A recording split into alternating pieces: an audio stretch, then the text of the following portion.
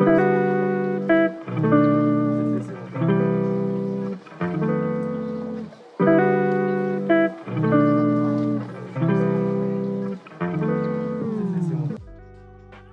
to the Floyd Memorial Library podcast, where we sit down with the people who give shape, texture, and voice to life on the North Fork of Long Island. Some are rooted here by generations, others arrived by chance or choice, but all carry with them a piece of the story. We talk about what's changing, what's worth holding on to, and the currents of history, both quiet and loud, that run through this place. I'm your host, Christopher Bianchi, and for episode 227, we sit down with Perry Bliss of the Oldfield Vineyards in Southold, a place that has been farmed by her family for more than a century and has played an important role in the story of North Fork wine. Perry grew up on this land, returned to it, and helped guide the Oldfield through generations of change, from vegetables to vines, from family tradition to modern winemaking, all while staying deeply connected to the people and the place around her. In this conversation, we talk about legacy, farming as a family, learning to embrace change, and what it means to be present for a place from start to finish. And towards the end, Perry shares openly about the difficult decision her family made to sell the property, and why, not as an ending, but as part of a much larger story. So I hope you enjoy episode 227 with Perry Bliss. This episode was recorded August 5th, 2025. Thank you so much for coming on the Floyd Memorial Library podcast today. It's really great to have you on today. Well, thank you so much for having me on, Chris. It's a wonderful spot, and I'm happy to help and tell our story. Thank you. And so the Oldfield has been in your family for over 100 years. Can you walk us through some of the early history of your family out here on the farm and how that has evolved? Sure. So the farm is from my dad's side of the family, and we, during the Spanish flu, his great-grandparents, my great-great-grandparents, were living in Brooklyn, Park Slope, and my great-grandmother actually lost her first child to the Spanish flu. So they were looking of getting out of New York for a while. And my great-grandmother actually loved the North Fork. She'd been coming out since she was a young kid. And so she convinced her parents to come out and look at properties. And so they came out and they found this hotel and tavern that wasn't running anymore in Southold.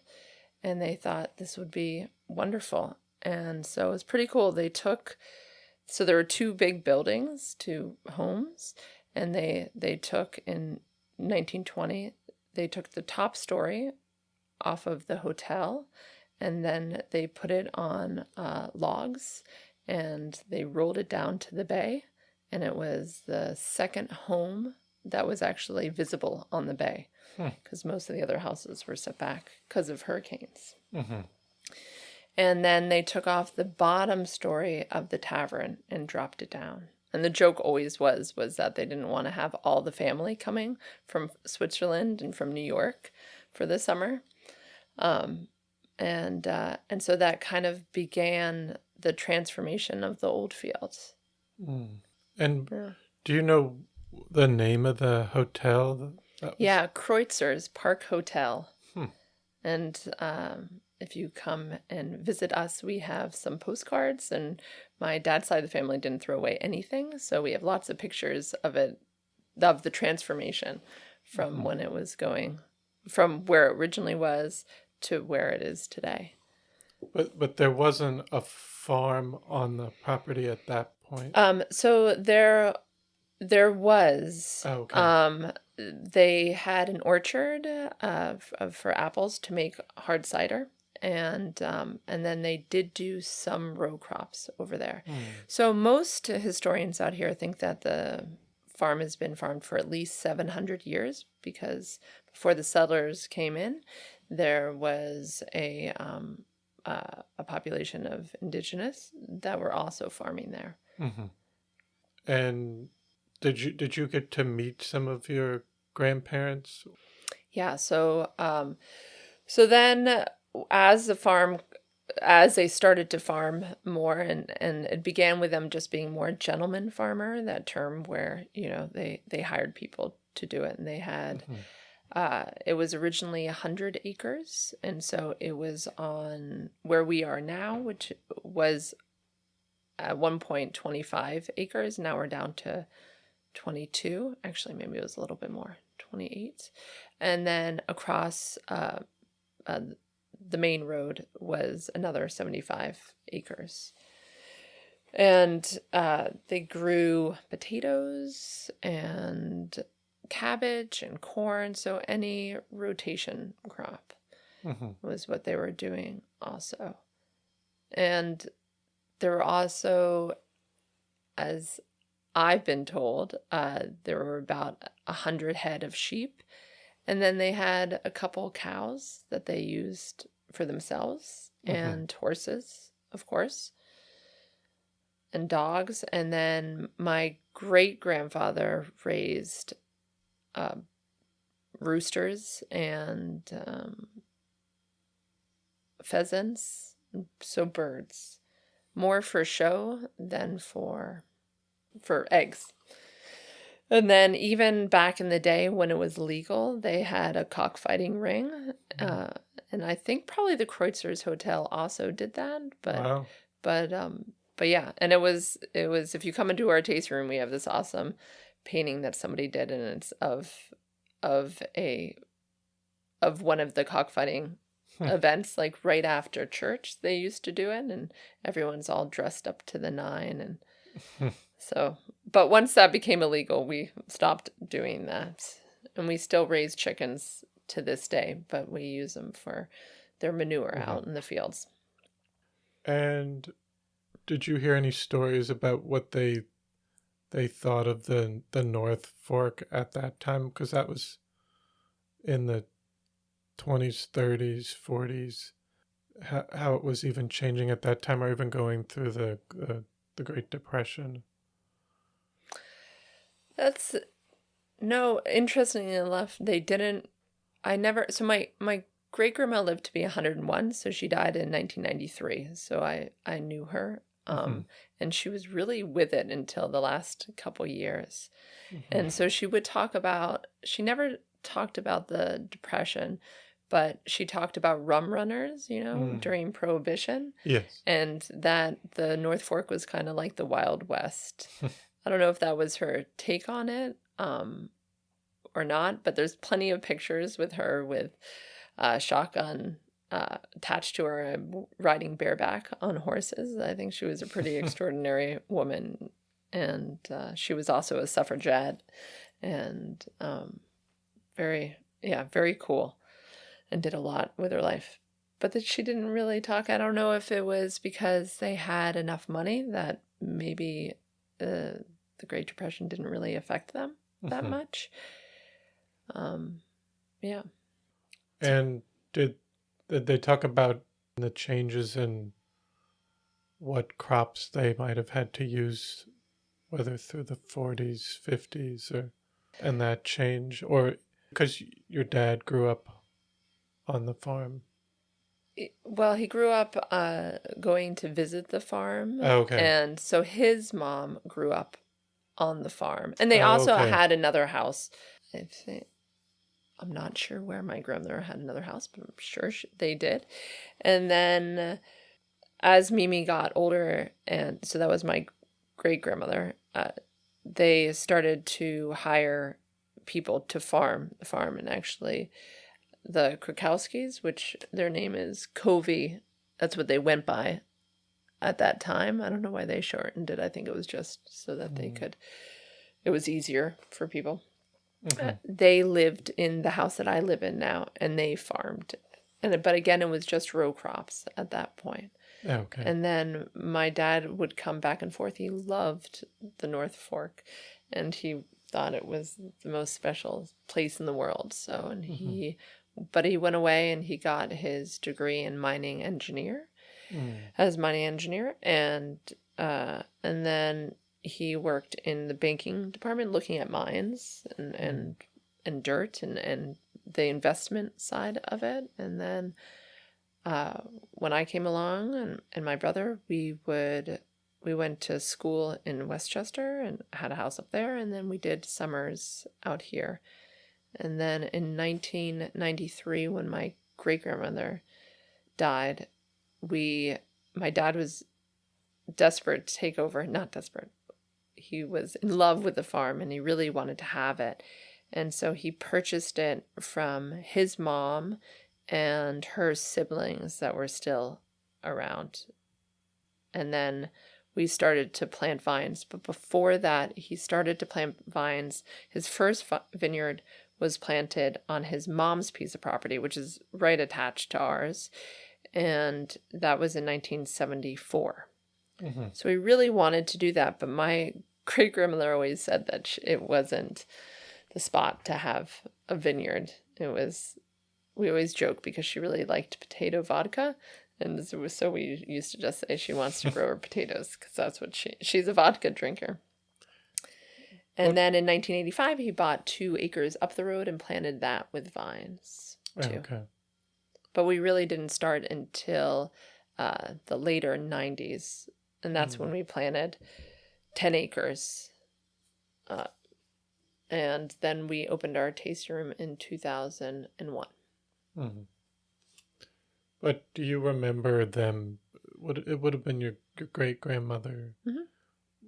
Were they focused into the 70s on potatoes or? Yeah, so mostly it was not on our piece of property. Like I remember seeing lots of corn and lots of cabbage Mm-hmm. going through and wheat in the wintertime that I used to love to run through the fields, which you can't do anymore because of ticks, Mm-hmm. But I used to remember doing that as a little kid. It was so much fun, Mm-hmm. And then they were doing, my great-grandfather in the 40s, he was also did a little bit of organic farming in the 50s and the 60s. And he had a little pony that he would drive around with a cart selling his fruits or his vegetables with it. So yeah, I mean, but I just think they only did row crops, and then they had, like we said, they had some sheep and a couple cows. But yeah. But did they talk about a transition period when a lot of farms were potatoes were not sustainable as for making? No, because most, even into the, I mean, in the 80s, you still had a lot of row crop farmers over here. Even into the, I mean, really the first vineyards started coming, right? The Hargraves and everyone to follow. They started in 73, but there wasn't, then there was like a big gap, and then in the mid 80s some vineyards came in, and then there was like another 10-year gap, and then in the 90s. But there was still plenty of row crop farming that was happening on the North Fork and ducks, yeah, so they didn't really see that transition as much as we have out here in the decades. Or my parents, have seen it. Because even though she died in 93, she wasn't thinking about farming at that point. Yes. And you mentioned just running through the fields, but what other memories did you have coming out here through the summer? What did you think of the area? Well, it's gorgeous out here, isn't it? I Yes. mean, you have it's beautiful. So we did a lot of water sports, growing up and boogie boarding and sailing and then foraging, we did a lot of clamming and crabbing and doing those fun water. So I actually probably remember more of being I mean, I would remember going out and grabbing corn and Mm-hmm. doing that for meals, but it wasn't like when I was a little kid, I was working out in the fields. Um, so I just remember fun summertime kid stuff and just being outdoors all the time. Mm-hmm. And yeah, hanging out with family. Because my dad's mom has a house that's like attached basically to our property. And so we would go and have meals with them and, hang out and look at all the fireflies at Mm-hmm. night and yeah, enjoy. Mm-hmm. You mentioned you would eventually come back out here full time. Did you think about that? Was that something that you had thought about coming out of high school, or were you thinking of other career? Careers. Yes. I think I was thinking at that point, I think so we purchased the farm from our ancestors in 96. So I graduated high school in 96. And then I went to school. I went to Southampton College, and then I transferred up to Maine to an environmental school in Maine. And I knew farming just from being around farming my whole life, how much hard labor went into it. And so quite honestly, I was thinking that I wouldn't. My degree is in environmental biology, and I thought I would do something with sustainability or maybe working in like disaster, like after a hurricane, maybe going in and cleaning up waterways and doing stuff like that. But then I started to work on the vineyard during the summertime because it was a great job that I could do in between stuff. Mm-hmm. And I thought, oh, this is pretty nice. And I could so I went away for a while, but I didn't, after I graduated college, I would work the summers and then I would go, and I was lucky and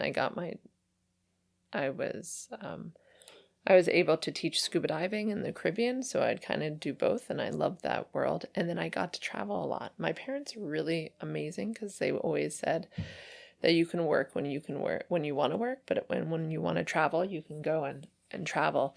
And so in my 20s, I was able to travel and see the world and then come home and work and save money and go travel again. And I think that they were so wonderful in doing that, and that when I was going to get like a real a job, 9 to 5 job, I started looking around and I said, oh my gosh, I only get 2 weeks of vacation or 4 weeks of vacation. This is ridiculous, Yes. and I can go and work for my parents and have some winter off and do that. Mm-hmm. And so it was very appealing as a younger person. And so I just kind of fell into it. But I think probably I knew, somewhere in my mind that I enjoyed being outdoors and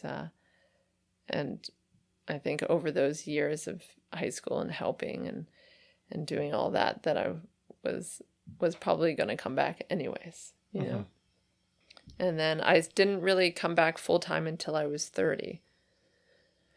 And then I really started to work, and take over a lot more stuff. And yeah, so we are now, And you mentioned that your parents, they had started planting some vines, and by the time you were there full time, how much had the vineyard been established?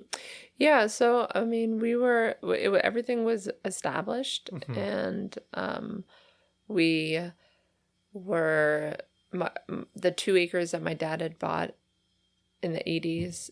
We had sold that property just because it was a mile and a half away, and so it's a lot to take a tractor back and forth to it, and so we convinced him to do that. So we were down to 10 acres is what we have, and it's all on the property, which is wonderful. And I still see it today, but would you see a lot of tractors on the main roads going to other properties? Was that common back even more so? Yeah, I think it was probably even more so because people had bigger lots, and different pieces of property. I feel like now you still, obviously you're always seeing tractors, like you said, but farming has gotten a lot smaller out here. And then later probably talk about how things have changed and there's more traffic out here, and probably people like seeing it, but maybe they might get annoyed getting behind one. But yeah. Well, and a lot of people don't like, if you're going, it depends how far away your other piece of property is, but you'll load it onto a truck, and then take it that way because it's just a lot quicker than driving a tractor. Tractors are slow. Yes. Even at full speed, they're slow. Yes. So. And also for the wine making, where did that experience come from? And did your parents have some knowledge going into it? So, kind of. I don't know. So my dad made a lot of home wine and, jug wine type of stuff, which was interesting. And he didn't, trying to be as delicate as possible Okay. for my dad. His style was interesting. So he kind of, so when we first started, we first made our first year or two, I'm not exactly sure on this, we made our wine over at Pellegrini.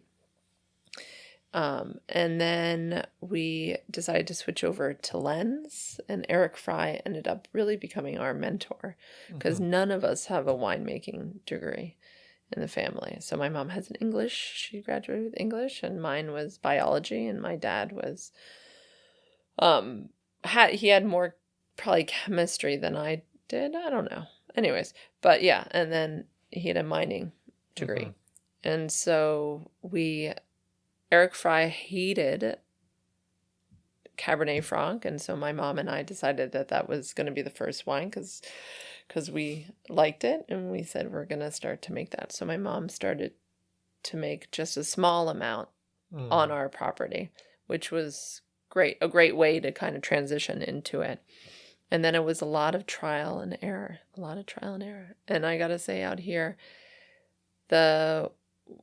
all the winemakers, everyone is and all the vineyard managers, everyone's very willing to help out. Most people are, we're like a big family out here. So if we thought, oh my gosh, this tastes awful, what do we do with it? We could get a couple opinions on how to fix it. Or maybe it was just in a funky state because wine's always changing. And so we would just we'd go out and ask people, and it was great how to do that. Now we've been making wine a long time, and originally we just grew red grapes because that's what my parents liked. So it's Merlot, Cab Franc, Pinot Noir, a little bit of Petit Verdot, a little bit of Malbec. And then when I came on, I thought we should start to diversify more. And at that point, we were buying our Chardonnay grapes from Sam McCullough, who, I don't know if you've met him, but he's awesome. Heard of him? People have talked about him. He's a staple out here. Yes. And so we bought our grapes from him, and then we would make all of our white wine over at Lens because we didn't have any way to cold stabilize our whites. And so we did that for a while. So then we started making more reds at our spot. And then I have met so many amazing people through the tasting room because because being a small family vineyard, we have to do all the aspect, everything with it. And I met this person that said that they worked with flowers because we were trying to figure out a way to get most of our wine out of lens. Oh, sorry. Nice. And so they said that they have this really amazing machine that's called a Coolbot, and it's just this like little thing that gets attached to an air conditioner, and it can make a room go down to like 34 degrees, which was perfect. So my brother, who has lived in California for a long time, but he comes back and forth to help, or he used to come back and forth to help with any building maintenance stuff, which was wonderful. He built us a small insulated room that we can chill down whites. So for the last, I don't know, 5 years, maybe it's more. Time stands still when you live and work where you are. Yeah. So now we can pretty much make all of our wines there at our spot, except for sparkling. We still make that over at Lens, with Tom Spodek, who's awesome. They're a new winemaker. He's not even that new. I think he's probably been there about 10 years now. And then we also sometimes make some other wines if I have too much of a crop, because our winery is quite small.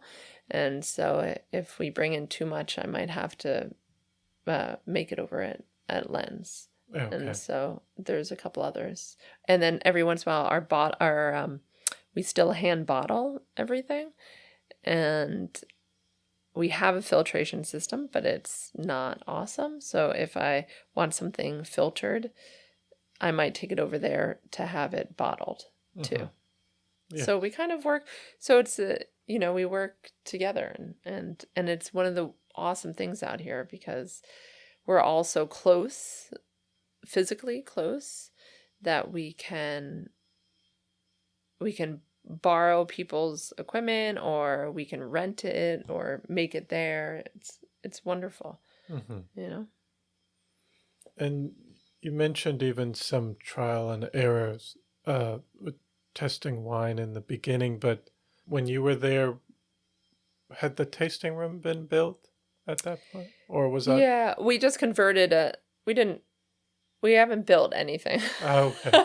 We just convert old buildings over to stuff. So, but yeah, it opened in 2001. Okay. Yeah, so next year will be 25. Yeah, years. It's crazy. What was your question? Sorry. I was going to say, was it hard getting people in the beginning because I've talked to other people and they said when they did start out earlier, they would just have free wine tastings to get people to try it. All of us did that. In the beginning. Yeah. Which is insane, right? Now to think of that. Yeah. We were the same. We were all in that same boat. I think we were in number like 25 to open out of 50 of us. And now stuff has changed names and everything, right? Or ownership and stuff. So we're probably, we've been there a little bit longer from other people, but yeah, you do free tastings and you would get maybe 20 people in on a Saturday, it was really small amounts of people. And we've come a long way out here, right? Yes. Now we have a lot more wineries, and we have a lot of people that just come out here just to do wine tasting for destinations. So. And do you think there's been, over time, people have come to respect the North Fork wine region in a way where in the beginning people were probably like not sure even... The wine has gotten a lot better, if that's where you're going with that question. Yeah. I mean, I think like any region and whatever you're growing anything in, you have to kind of figure out the land and what style of wine, because when the industry first started, everyone really loved California. I mean, most Americans were drinking California wine, and that's a hot climate, and we're a cool climate, and so people had to to kind of open up their horizon and not just want a buttery Chardonnay and and now obviously generations later, younger people I think are much more adventuresome, right? Where older generations, I think they liked what they liked, and that's what they drank every night for their whole life, that one bottle of whatever it was, and now people want to go out and taste and experience other things and try a different drink. Yes. And I guess this question could be more so even over the last, let's say, 30 years, you've talked about the importance of being open to change and even letting go of a crop. What have been some of those hard decisions from the past? Well, I think it was, my dad would have been out if my great-grandmother had sold or given him a part of land. He would have started way earlier on. I think he would have been a farmer right out of, maybe, I'm sure he would have gone to college, but I think he would have been a farmer right out the gates. And he wasn't given that opportunity to do that because sometimes farmers are very stubborn and they farm what they farm and that's what they farm, And I think it's very important to be able to go with if somebody wants to plant something else as a crop, then to maybe not give them the whole parcel, but to say, here's an acre, why don't you try doing that and see if you like it. My parents were really good with that. My dad was wonderful. Some days I would plant, some years I would go and want to plant blackberries to see if I could make some money off of that and be a little bit more diverse. And he would say, go for it. Here, why don't you just try planting 50 of something and see what happens with it. And that was great. So I feel like you kind of have to go with trends and what you enjoy doing. There were years when I love flowers too, so I was having rows of flowers, and because we have 10 acres planted with vines, but we're sitting on 22 acres. We have lots of land that we can do other things with, and they were wonderful at letting me do that, Yeah, it seemed like compared to other wineries, you have a much more diverse range of things on your property, not just focused on the vineyard part. Is that right? Well, we have a lot of grass. We have gardens and so forth, but I don't know, like our primary crop, and I guess we have chickens. Yes. And we have I think we have a very biodiverse piece of property, and we have lots of little microclimates. Like we have this really cool pond, and that helps with like our sustainability because it brings in, a ton of dragonflies and frogs and birds, and so I think we have a lot of that, but we're not growing other crops for money, But over the years I've done, and I think that's probably one thing that I think going back to homesteading farms, which just means a lot of diversity in it, is wonderful, because then people can kind of do a one-stop shop, right? Yes. And you mentioned with your family's history on the farm, and that most vineyards are family owned but not family run. Yeah. What's the difference in your mind, and what's I just think it, and don't get me wrong, I think it's wonderful that it's still so many families own out here, but they are, again, that gentleman farms, so they hire people to do the manual labor to it, which is great. That gives people jobs out here, versus family run means that I'm on a tractor or in the winery, or we're the people actually doing the physical load work. Awesome. That was important for you to continue to... Well, I think we didn't have any other options because we came in not having a ton of money. So it wasn't like we could, not that we would have wanted to, because we love farming and making wine. And I love how I can be, I'm in the taste room 2 days a week. I'm in the winery 2 days a week, and I'm 2 days a week or 3 days a week out in the fields. So I know everything there is to go into it. But we also couldn't hire people to do that. We're called land rich, cash poor, like most farmers are in the U.S. Yes. It's much more like that, And you mentioned, just in terms of the winemaking process, you're involved different days throughout the week doing different parts, but being present from A to Z. What's one part of the winemaking process that still surprises you or excites you through the year? There's many.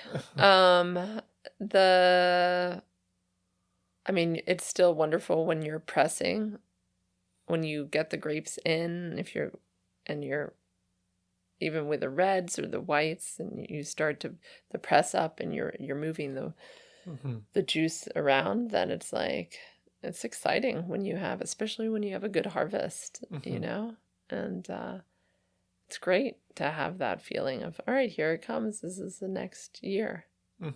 And then to taste it, because I still consider myself an amateur winemaking kind of in the way that I'm always, when I taste our wine and people come up to me and they say, oh, this is amazing, it still kind of stuns me, because we are what you call old world style in winemaking. I basically just try to make the best grapes come in from the fields, and then I make wine from it. So we don't do a lot of fancy stuff. We just take that, and if you're making it into red wine, we throw it into barrels and then we bottle it, So we don't do reverse osmosis or add flavoring or really mess with it very much. And I think it's still like a learning curve for me. So when I taste, we still harvest everything. We don't blend everything right away. So if I'm making a blended wine, I'll take, a barrel of Cab Franc and a barrel of Merlot and a barrel of Petit Verdot, and I'll be tasting different barrels. And then when I decide, all right, these are the 3 barrels we're going to use, how good it tastes, that it's oh, that's still exciting and fun. And if I make a different wine, if it kind of is, it's still interesting to see. It'll never be a boring job, because every year is different, right? Yes. We don't grow grapes in a greenhouse, so it's there's good years and there's bad years, and it's nature, and it's exciting, Yes. And also, just to talk about your mom, she was one of the first women in winemaking out here. Yeah.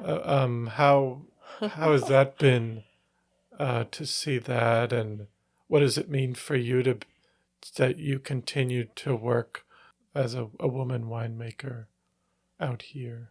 Yeah, I think it's great how many women have gone into every aspect of grape growing. It was very much a male-dominated world out here, Yes.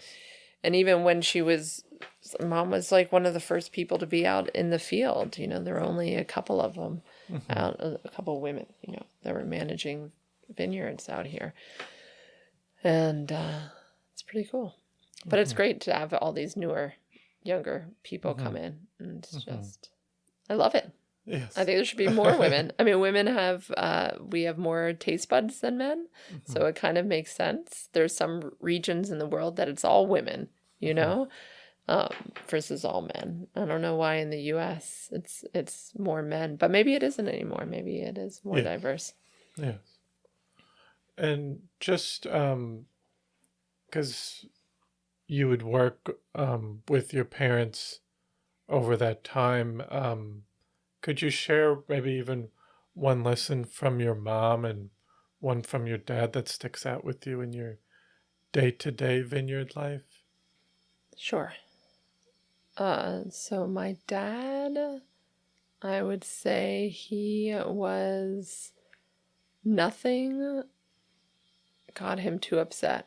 So if we had rain for 4 days in September, which is really bad,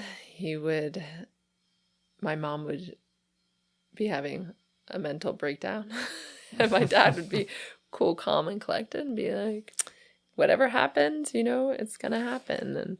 And so to just kind of take the good with the bad, that's how it is, because you can't control nature. That's the hardest thing about farming. Unless if you're doing greenhouse farming or controlled in, you know, in a building farming, then it's nature. And I've learned a ton of stuff through my mom from day to day. I mean, she's the backbones of the business. So she does, I don't know, my mom is, you know, one of my best friends, and I'm always learning through her with everything that she does, and she's great moral support on that, you know. I'll think about that. We'll get back to that if I can think of something specific. And you said you've led tours yourself. What do you hope people walk away with after spending time at the old field? I hope that they just don't see a bottle of wine as... I think people forget how much time it takes to make and to produce. So I usually focus on, because I'm a grape grower first, I really kind of focus on all the labor that goes out in the fields just before you get to the wine. Because I feel like a lot of people, the winemakers are praised a lot more than the vineyard managers, but if the vineyard managers weren't doing a good job, the winemakers couldn't do their job. So we go through and we talk about, you know, it's pretty amazing. If we were still growing potatoes, you'd go past that potato 20 to 30 times. But in the vineyard world, we go past it, you know, 80 times that cluster of grapes. It's a lot more intense. And we're out in the fields January through November. And if you're doing row crops, you would have 6 months. So it's just a lot more labor intensive. And that's what I try to put out there without making it sound awful. I don't know, without people pitying us or something. Yeah. So, that's what I kind of focus on. And then we talk about wine making too, of course, and the differences in different ways that you can make wine and so forth. But I really try to focus out on the vineyards. And do you have, it's probably hard to pick, but do you have a favorite wine to pour for people, and why that wine might be particularly you gravitate towards of yours? I don't know if I have a particular wine. I definitely like some wines better than other wines. And I think it depends on the season of where, you know, the first thing I was allowed to plant was Sauvignon Blanc. So I definitely have a soft spot in my heart for Sauvignon Blanc. And when I planted it, I chose 5 different clones and I love our Sauvignon Blanc. as a white wine. And then normally I would go for us for the North Fork. I still think that Cabernet Franc for reds is that's like the wine of Long Island. And so I like to have people taste. But it depends. If they're tasting for the first time and I want them, Cabernet Franc is spicy and a little bit lighter, and maybe they're not their cup of tea. So I think everyone's different. So I just try to get them to enjoy something, right? So I try to see what they'd like. We also make a steel Chardonnay and a barrel fermented Chardonnay. And so those are great to show young people when they don't know what type of Chardonnay, because they're two completely different tasting wines. And so it's fun to have them do that. And then they can walk away and say, oh, because I say, oh, if you're in the store, it looks like you like steel Chardonnays or you like barrel fermented. So make sure to look for that, And a 25-year-old kid is much more, that's exciting because they're starting to figure out what they like and what they don't like. But then your taste buds are always changing, right? Yes. I mean, I'm sure your taste buds have changed and what you like and don't like. And so it's fascinating how that changes. Yeah. And now just looking at the region today, it doesn't have to be just with the wine in terms of wine, but just living out here, what do you think of how the area has changed over the years?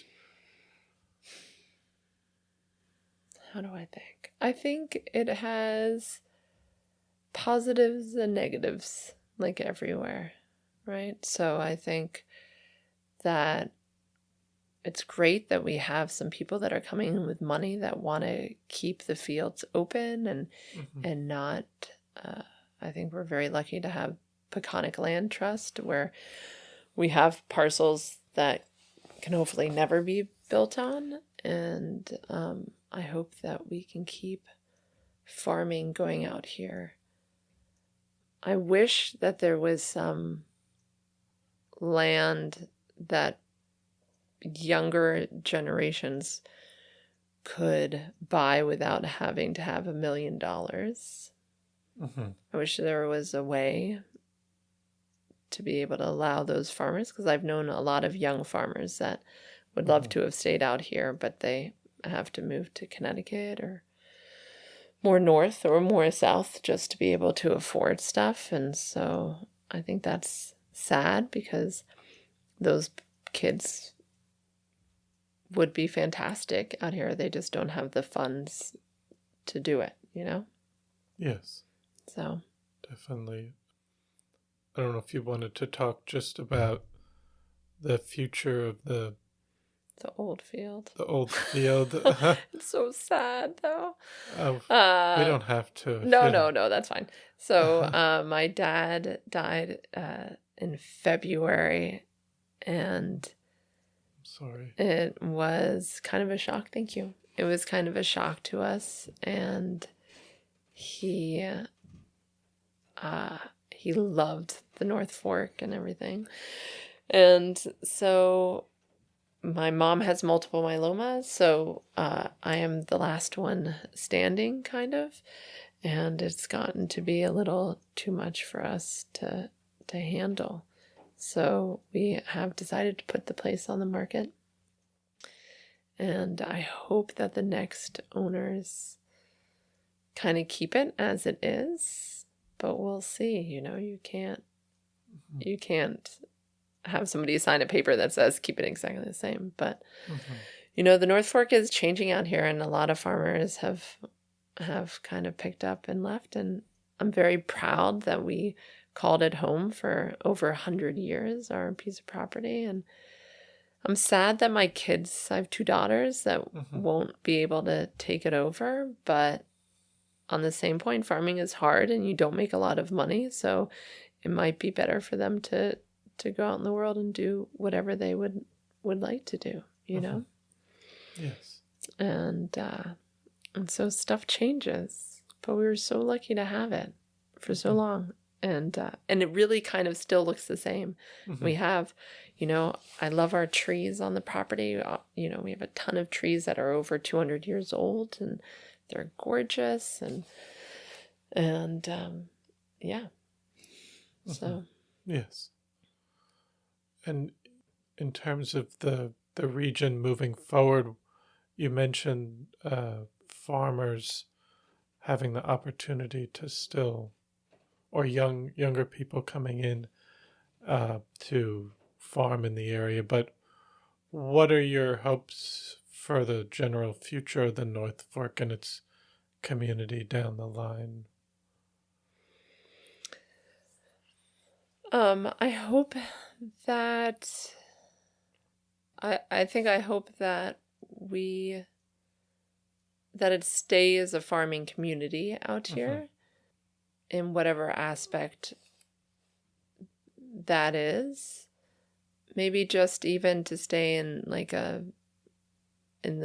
if it's not farming, maybe just open fields and more of a nature side of it. Yes. Who knows what the future holds, right? I know. That's such a hard question. I don't know. It's changed